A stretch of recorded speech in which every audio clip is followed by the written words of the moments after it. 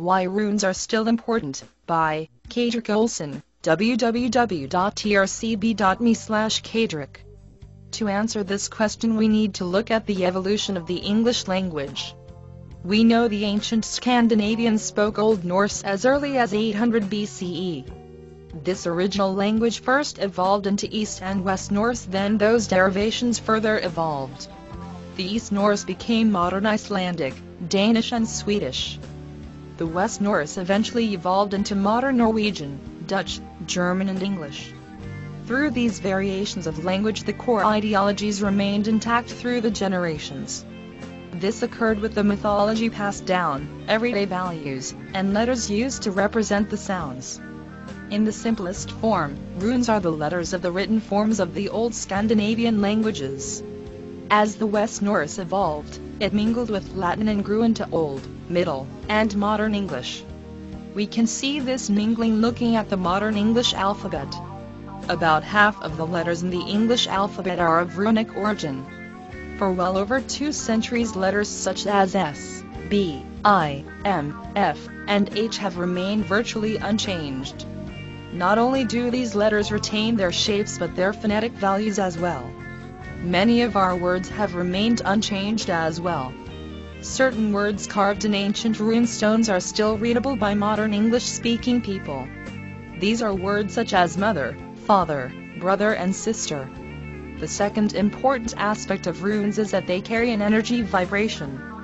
Like Hebrew and Sanskrit, each of the letters had a meaning and identity. Let us take the rune Fihu as an example. It is shaped like the letter F and carries the F phonetic value. In Old Norse, Fihu meant cattle. Cattle at that time period were a medium of exchange. The more cattle a person had, the richer they were. Your article could be in this broadcast. Visit trcb.com to find out how. As the languages and people evolved, so too did the runes.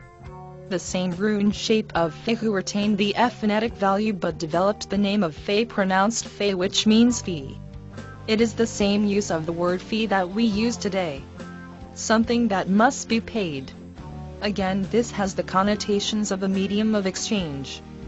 This value of monetary exchange is still an important value in today's society. While we may choose not to call this rune fee today, we certainly can choose to call it by a variety of other names. We simply need to understand that Fihu represents the energy of the medium of exchange. That exchange can be anything.